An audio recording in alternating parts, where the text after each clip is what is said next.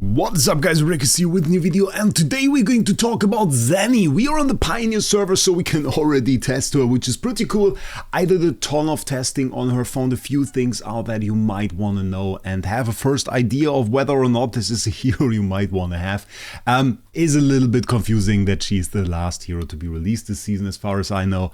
In my opinion, she was one of the main characters at the beginning. I would love to have her there. Was always wondering throughout the story how she really worked, because every single time that we got to fight with her in the team, there were always like the turrets here. I didn't really understand what the turret does, if it's like a buff thing, if they really do damage, because I really couldn't see, because most of the time I was using like some form of Iron and Chimera team that instantly burst the enemies down, so really didn't get to give the turrets enough time to shine, but they were pretty cool. So I spent a ton of time testing those, and today I want to show you mainly, well, we want to talk about how she works. We want to talk about one interaction that will make it easier to beat Athalia with, where I'm not sure if it's a bug, and then we want to talk about one thing that makes her very, very powerful within this season, a mechanic that you can use with the Albetar. So a few things that you definitely don't want to miss about them. Let's talk a little bit about her function and her gameplay in general. Usually when I test stuff in-game, I don't really care too much about the text of the hero. I want to get a vibe first. I want to see how the hero works, what the hero does, what works together with the hero when I put it in a team, and that is what I did. So I tried to use the turrets a little bit to deal damage, of course read the skills in advance, and protect Zeni really. So the idea was mostly Guardian spell, a little bit of Dunlinger, Callan together, just make sure that that Zeni is protected, that Zeni can do her stuff and buff the turrets. And you can see, yeah, the turrets, they are shooting their laser, they are doing a ton of damage to the Fresto, doing their thing mostly. They receive buffs, so they are like regular units. You can shield them, you can heal them, you can buff them, all of that works. There's something that I found out there. They receive Guardian spell as well. They can never ult, so they don't have an ult. Everything they do is normal attacks basically. And it worked out. It worked out fairly well, and I had the concern really that, well, with Zeni and Guardian spell is a little bit of a problem, because I thought when Guardian spell is gone, how are we going to play with Zeni? Because then we kind of have to protect the turrets on ourselves, we have to protect Zeni, and this all seemed a little bit difficult, especially because she has a ton of big damage at the start. Her turrets, they instantly hit the enemy rather early on, and this makes her a prime target for Athalia. Athalia is of course still a big threat in PvP, and many of her abilities have something, some text like this: enemies with the highest cumulative damage dealt is targeted. So this means as soon as Athalia is going to do an ultimate skill, she's usually going to hit Zeni, and Zeni within her skills has this text that says, okay, Zeni has her max HP reduced by 15%, and then of course deploys two turrets that inherit 140% of her HP and 80% of her attack. So the turrets have a fairly high HP pool, decent attack, and overall, I mean, if you just add her to the team, you add a ton of HP to the team in general, because you get like 3 units plus like the summoned turret. So this is, she has like this little battle droids that we see at the beginning here as well. This one she can actually summon as well. That is like her second ability. Builds a gun turret in front of her, and this little turret will jump around. It's pretty easy to miss when you are within a fight. So I thought, okay, we have to protect her. It was tough, and then I thought like this team with Saida and with Athalia, and she kept getting one shot until I noticed it didn't matter at all, because what happens is the following. Keep an eye out here for our Kulu, for our Zeni. Zeni dead 5 seconds into the fight. The turrets remain on the board. They remain on the board. They don't get removed. They are no longer healed or buffed by Zeni. They can still be buffed by every single other unit on the board. But they stay there. And keep also in mind now this, we see an ult by Athalia, and this ult by Athalia isn't going towards our turrets or anything. It's going towards Zendrok. And we see a few hits coming in on those units, definitely, but largely, if we are honest, they are ignored by the enemy units, and they keep doing their damage. We're seeing here targeting Sadak. They can get healed very well by Heaven. Normal attacks from Athalia still hit, but now we cleaned up the entire enemy team. So a fairly nice performance there. And I noticed within this fight one thing. First of all, Zeni actually, well, isn't too important. And that I don't want to say that you never should play Zeni, but Zeni as a unit consists of her summoned gun turret, the 2 laser turrets, and Zeni itself. And I'm talking about Zeni itself. Zeni, the main unit, the body basically, is not too important. When she's defeated by Athalia, we still have a valid addition to our team. And in fact, there is currently, apparently, I would say it's a bug. I'm not too sure, guys. The thing that happens is, of every single damage point that those laser turrets do gets attributed to Zeni. And Zeni, in the eyes of the game, is only, well, really Zeni, not her turrets or her summons. And that results in Athalia, apparently, not targeting those turrets, because when she does her ult, it seems like she says, okay, Zeni is already defeated, and her turrets are not Zeni, so let's target the second highest damage dealer, which is Zandrock. So instead of defeating the turrets that deal damage the entire time, her damage targeting goes to a completely different hero and just defeats that. So the damaging parts of Zeni don't actually get targeted by Athalia, which is like a madness in my opinion, because that means that you just have to survive with other units and you can have those stick around if you just fight like a classic Athalia team. The classic Athalia team doesn't really do too much damage outside of Athalia. Yes, they have Tazi, but now comes the great part.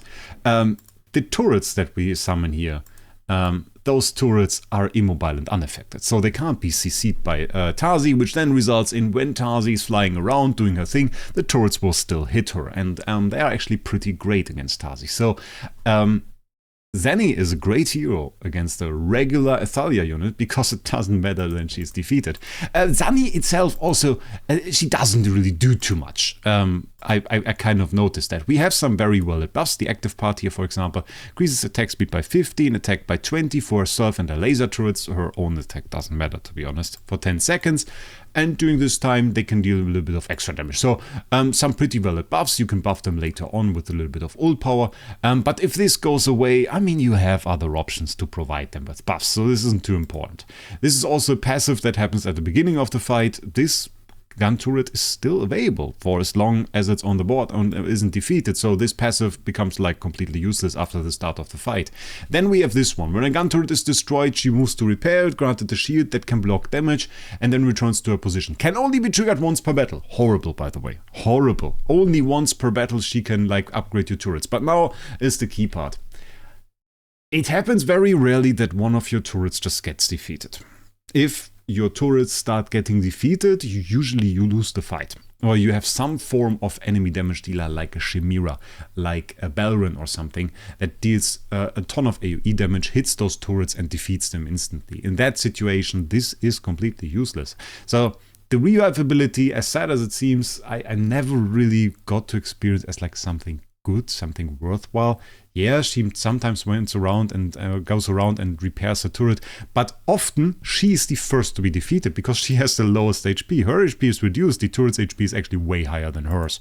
So it's rare that this even gets activated. She sometimes repairs a laser turret, but also from my experience, her repairs are not strong enough to actually sustain them. So you want to rather run something like a Ludovic, or maybe even a Pandora Fatiwen, which we just had in this situation. So this is useless.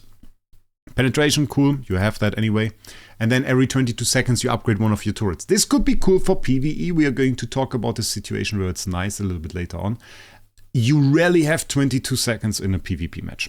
So doesn't really matter. And this is something that the laser turrets get. It's like a fist debuff. So she has like no abilities that actually provide something to your fight. And yeah, this results in her being kind of useless throughout the fight, so you don't really have to worry about her too much. Let's talk about buffs a little bit. So those turrets essentially count as units still. So you can see right here, we just gave them the life drain from Zandrock at the beginning of the fight. What we can also do is we can give them the Nero ability. Nero has this obscure ability that allows him to kind of make a hero into a ghost when they die, and then they essentially revive. This can also be on turrets. You can put the Pyre of Renewal from Teline, which allows heroes to revive on a turret as well. But my favorites were two things. The first thing that I really liked to put on them was the Zandrock ability, because that is just like an instant thing at the start where they get inspired, they gain a little bit of extra max HP, they gain life drain and haste as well. So this is pretty cool. You just have your turrets heal themselves the entire time, and you don't even need Zeni to revive them or to repair them, because, well, they are going to heal themselves to a little bit of an extent, and it works rather well. And then what I often did was I went for a supercharged turret, because that really amplified the damage.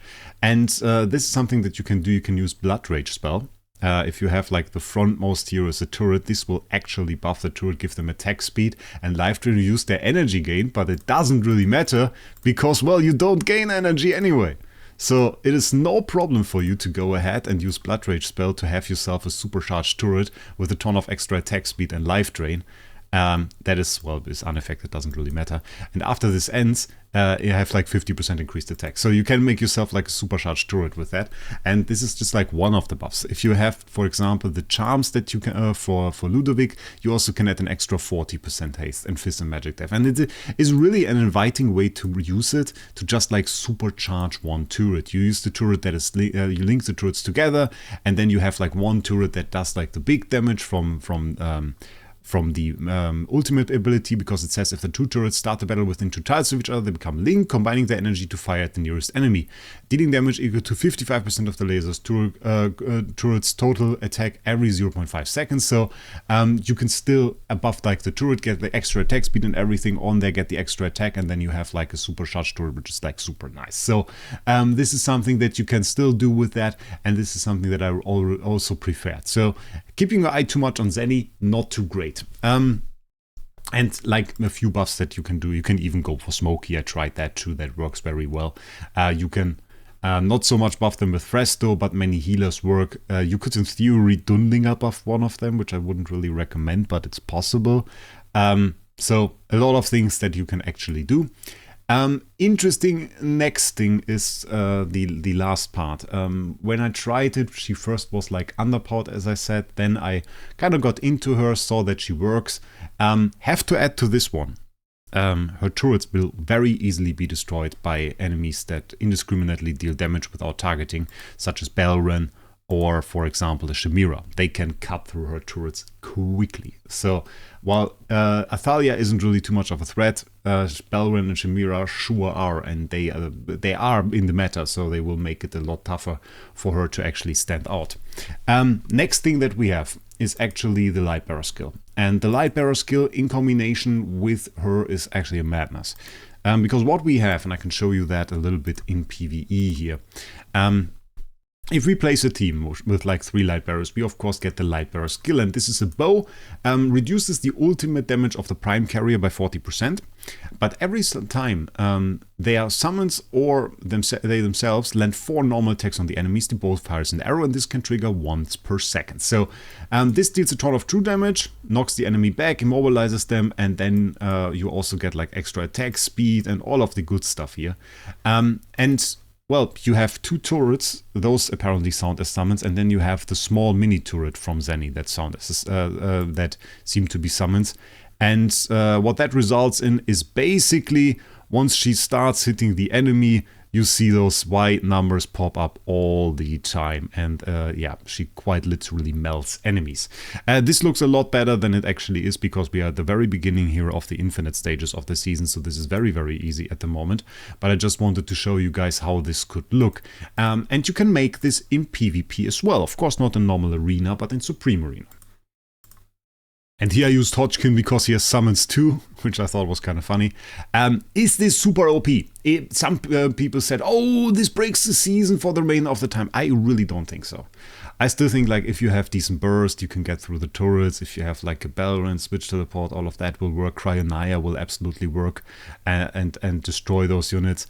And there are many ways to actually bypass it, but it certainly adds a ton of damage.